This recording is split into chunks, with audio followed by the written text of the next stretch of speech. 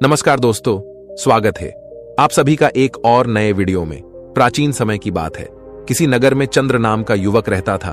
पैसे से चंद्र एक किसान था और कुछ एकड़ जमीन ही उसकी कुल संपत्ति थी। उसके जमीन पे जो फसल उगते थी उससे उसके परिवार का गुर्जर बसर होता था। जिस साल फसल अच्छी हो जाती थी वो साल चंद्र के लिए खुशी का साल होता था, लेकिन जिस साल फसल अच्छी नहीं होती थी उस साल उसके परिवार को बड़ी ही दिक्कतों का सामना करना पड़ता था। समय अपनी रफ्तार से आगे बढ़ रहा था और चंद्र अपनी जमीन पर पैदावार बढ़ाने के लिए हर संभव प्रयास करता रहता था।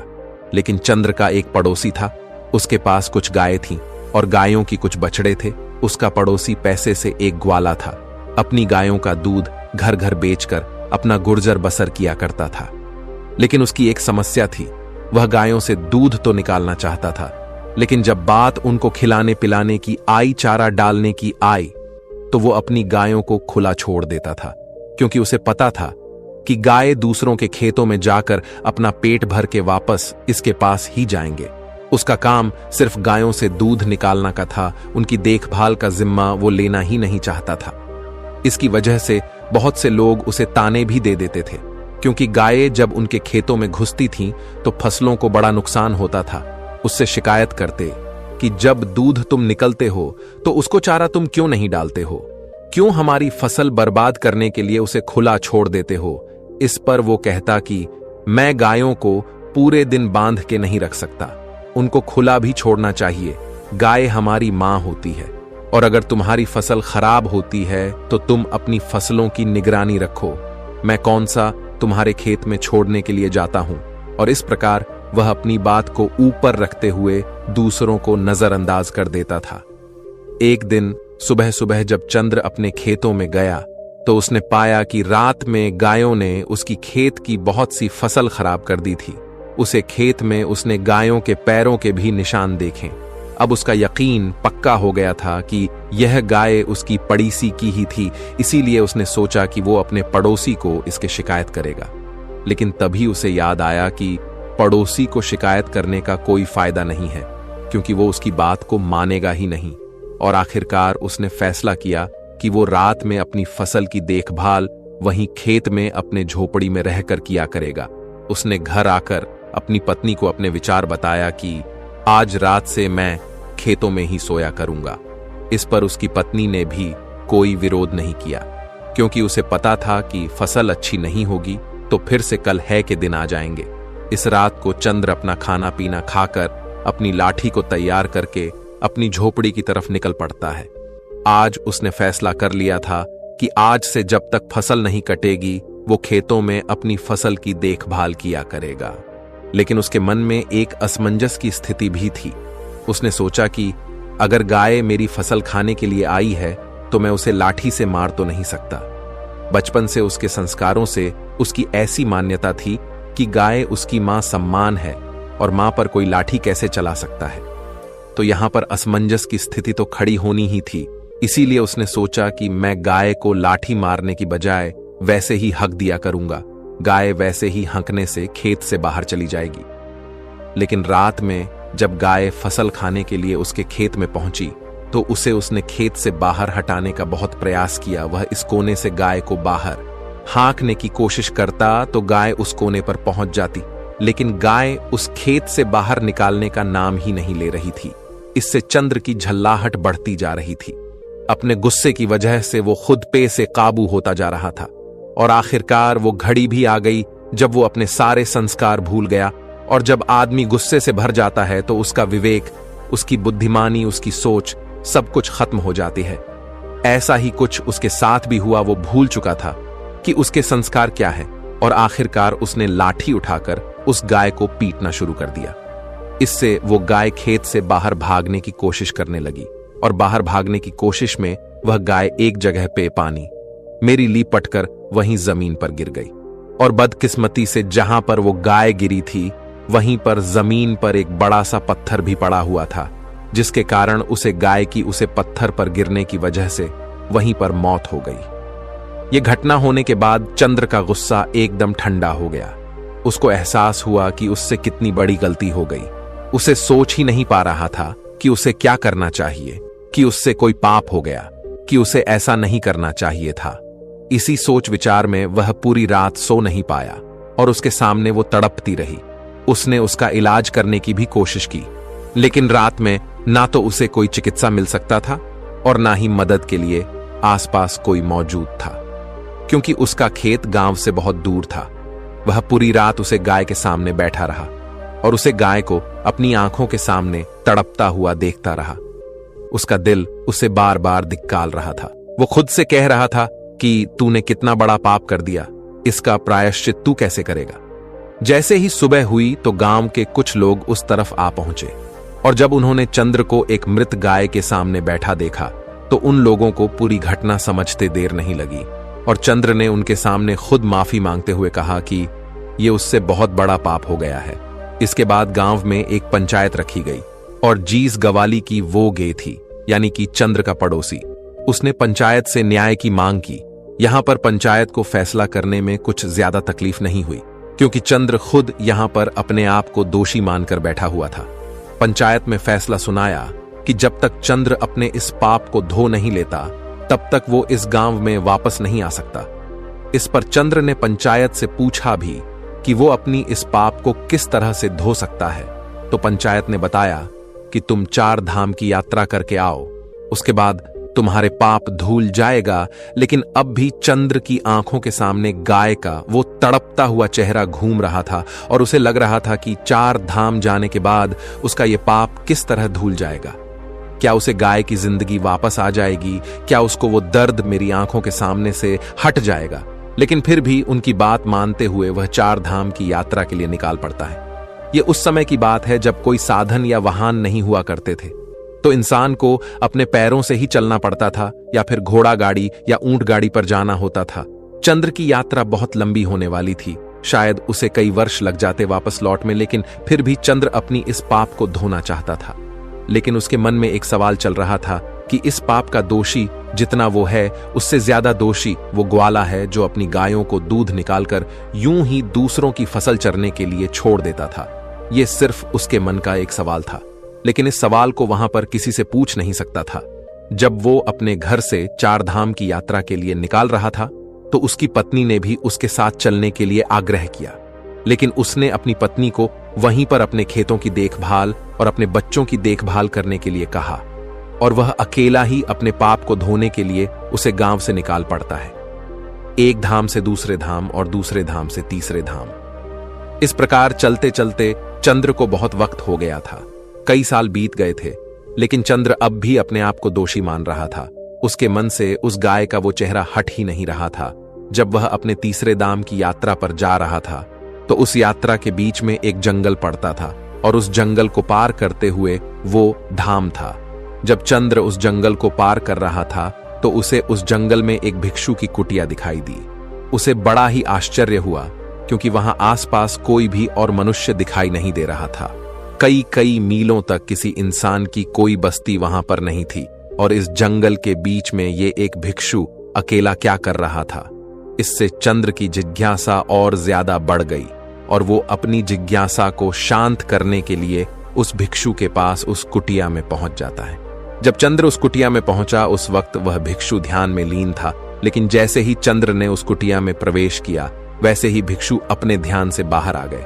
ध्यान से बाहर आने के बाद चंद्र ने उनसे पहला प्रश्न क्या किया, जरा ध्यान से सुनिएगा। चंद्र ने पूछा, महात्मन, आप इस जंगल में अकेले किस प्रकार रहते हैं? यहां पर ना कोई इंसान है, ना कोई बस्ती है, यहां पर आप अकेले किस प्रकार वास कर लेते हैं? इस पर भिक्षु ने बड़े ही सहज भाव से उत्तर दिया कि इंसान को जीने के लिए सांसें और खाना चाहिए, जो यहां पर भली भांति मिल जाती हैं। सांसें ये पेड़ पौधे हमें देते हैं और खाना भी ये पेड़ पौधे हमें इस जंगल में दे देते हैं। और जीने के लिए क्या चाहिए? इस पर चंद्र ने पूछा कि महात्मा, फिर भी इंसान को कोई तो चाहिए जिससे वह बात कर सके, जिससे अपनी भावनाएं व्यक्त कर सके। आपके पास तो यहां कोई भी नहीं है। इस पर भिक्षु ने जवाब दिया कि ये तुम्हें लगता है कि मेरे पास कोई भी नहीं है, क्योंकि तुम्हारी आंखें सीमित चीजें ही देख पाती हैं, लेकिन मेरे पास वो भी है जो तुम्हारी आंखें नहीं देख पाती और जो कण कण में बसता है। इन बातों से चंद्र को एहसास होने लगा था कि यह कोई साधारण भिक्षु नहीं है। इनकी समझ बहुत कह रही है और इनसे मुझे अपने सवालों के जवाब मिल सकते हैं। इसीलिए चंद्र ने उनको अपनी पूरी परिस्थिति बयां कर दी। और सारी बात बताने के बाद चंद्र ने भिक्षु से पूछा कि महात्मा, 2 धाम की यात्रा तो मैं कर चुका हूं, और यह यात्रा करने के बाद भी मेरे मन का बोझ हल्का नहीं हुआ है। मुझे पता है कि मैं 4 धाम की यात्रा भी कर लूंगा तो भी मेरे मन की परिस्थितियां ही रहेगी। कृपया करके आप मेरा मार्गदर्शन करिए। मैं अपने इस पाप को किस तरह धो सकता हूं, इस पाप से किस तरह मुक्ति पा सकता हूं। यह सुनकर वो भिक्षु जोर जोर से हंसने लगता है। इस बात पर इतना जोर जोर से ठहाके लगाकर हंसते हुए देखकर चंद्रन भिक्षु से पूछता है कि महात्मा, इसमें हंसने की क्या बात है? आप इतनी जोर जोर से क्यों हंस रहे हैं? इस पर वह भिक्षु कहता है कि भंते, तुम उस पाप को धोने की बात कर रहे हो जो तुमने किया ही नहीं है। तुम अंधकार में भटक गए हो। जो तुमने किया वो कोई पाप नहीं था, वो तुम्हें लगता है कि पाप है, लेकिन वास्तविकता में वो पाप नहीं है। अच्छा ये बताओ, अगर तुम उस गाय को अपना पूरा खेत चरने के लिए छोड़ देते तो क्या वो सही होता? जरा सोचो। इस पर चंद्र कहता है कि नहीं महात्मा, वो तो बिल्कुल भी अच्छा नहीं होता, क्योंकि किसानी करना तो मेरा पैसा है, और अगर वो मेरे खेत की पूरी फसल खा जाती तो मैं अपना परिवार किस प्रकार चलाता, अपना गुजर बसर किस प्रकार करता। यह सुनकर उस भिक्षुक ने कहा, तो यही बात तुम समझ नहीं पा रहे हो।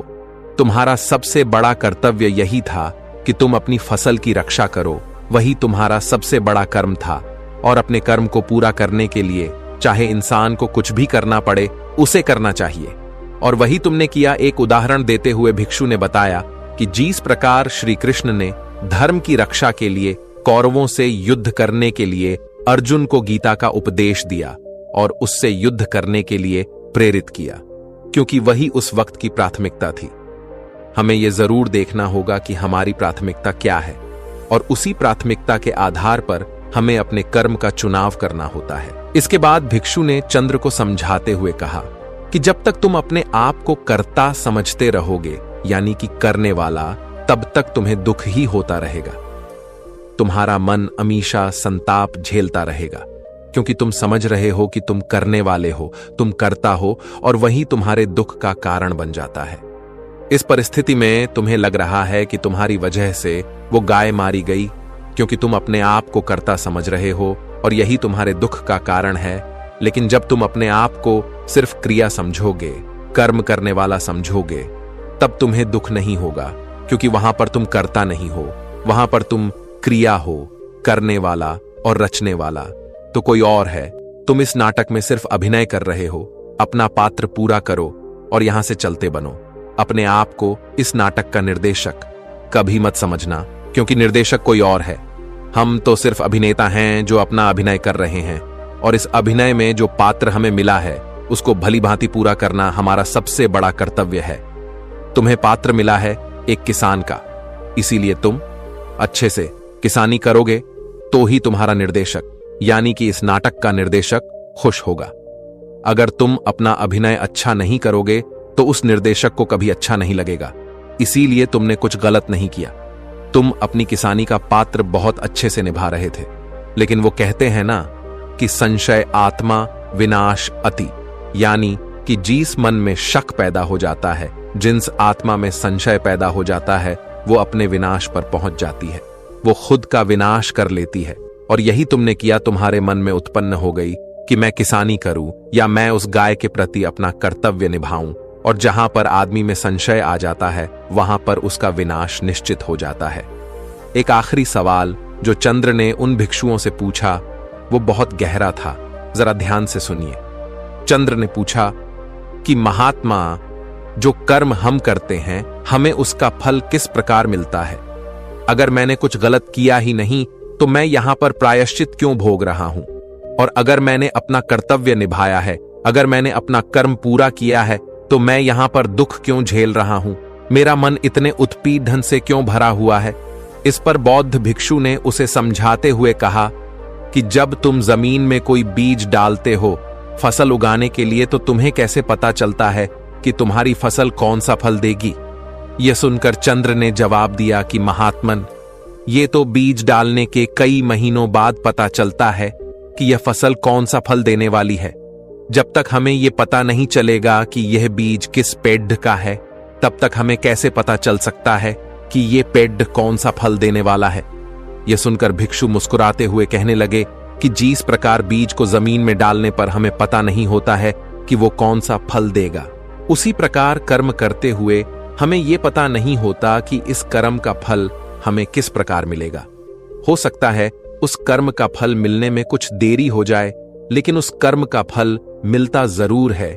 लेकिन इंसान में इतना संयम नहीं रहता, वो इतनी दूरदृष्टि नहीं रखता थे, वो इतना सोच ही नहीं पाता। उसे तो अपने कर्मों का फल तत्क्षण चाहिए। वो तो यह चाहता है कि जैसे ही मैं अपना कर्म करूं वैसे ही मुझे अपना फल मिल जाए। लेकिन ऐसा जिंदगी के किसी पैमाने पर नहीं होता है। कोई भी विद्यार्थी जब मेहनत करता है तो कई साल बाद उसे उस विद्या का परिणाम मिलता है। अगर कोई विद्यार्थी ये सोचें कि आज मैं ये पूरी पुस्तक पढ़ लेता हूं और कल ही मैं परीक्षा में बैठ जाऊं, तो ऐसा हो नहीं सकता है। उसे सालों साल ब्याज करना पड़ता है और उस अभ्यास का फल उसे कब मिलेगा उसे ये पता भी नहीं होता है।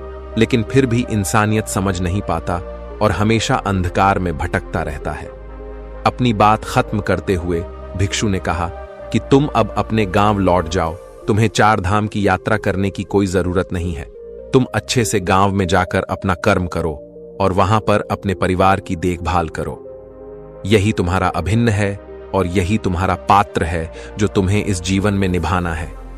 यह सुनकर चंद्र कहता है, लेकिन महात्मा पंचायत ने मुझे दोषी पाया है और जब तक मैं अपनी सजा पूरी नहीं कर लेता, यानी कि अपना पाप नहीं धो लेता, तब तक मैं कैसे वापस जा सकता हूं।